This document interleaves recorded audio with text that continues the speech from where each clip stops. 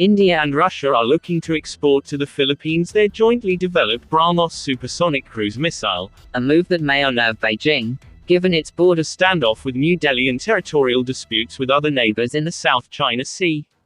The BrahMos takes its name from two rivers, the Brahmaputra in India and the Moskva in Russia. The missile is manufactured by an Indo-Russian joint venture, BrahMos Aerospace, which was set up in India in 1998 and is responsible for designing, developing and marketing the missile. All tests of contemporary versions of the missile are successful, said Roman Babushkin, Russia's #2 diplomat in New Delhi, in a recent online briefing. Babushkin added that Russia and India are planning to gradually increase the range of these exclusive missiles and, of course, to begin exporting to third countries, starting with the Philippines.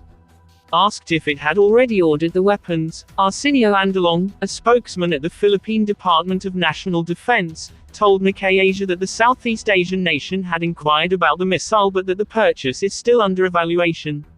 Adding, "It is part of our modernization program to enhance our territorial defense capability." Last December, the Philippines said that it planned to buy the BrahMos for the Army and Air Force to boost its coastal defenses.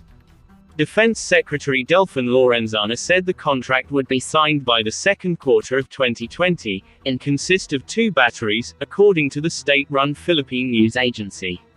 A BrahMos missile battery comprises 3 mobile autonomous launchers. The BrahMos would be the Philippines' first weapons system with deterrent capability, Lorenzana said.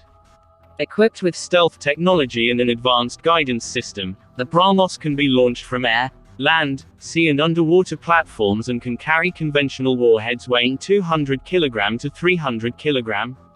It has a range of 290 km and is supersonic, shortening flight and engagement time. The missile's speed makes it difficult for targets to disperse. No known weapon can intercept it, according to BrahMos Aerospace. However, the COVID-19 pandemic appears to have delayed the purchase and some reports say the deal may now be signed early next year.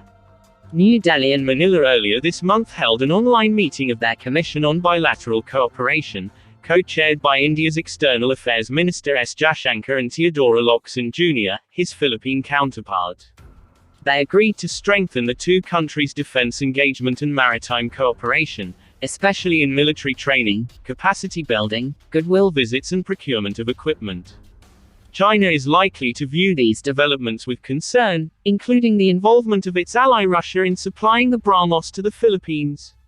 Asked if the missiles are intended to boost the Philippines' defense posture in the South China Sea, Andalong told Nikkei that they can be used anywhere, actually.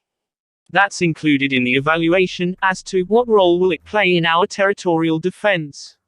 India has conducted several tests of the latest versions of the missile recently, amid months-long tensions with China in eastern Ladakh, along their disputed Himalayan border.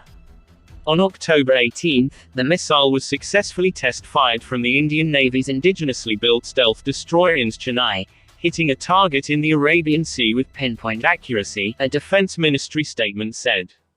On September 30, a BrahMos surface-to-surface ground attack cruise missile featuring many Indian-made subsystems was flight tested. During the test, the missile cruised at a top speed of Mach 2.8, nearly 3 times the speed of sound. Harsh V. Pant, head of the Strategic Studies Program at New Delhi-based think tank Observer Research Foundation, pointed out that Russia plays an interesting role in the enterprise. Russia clearly sees China as a useful partner when it comes to their posturing vis-a-vis the West. But they are also being pragmatic when it comes to their defense exports, which are falling, Pant told Nikkei. He observed that apart from the Philippines, others, including Indonesia, Thailand and Vietnam, have also shown interest in the BrahMos.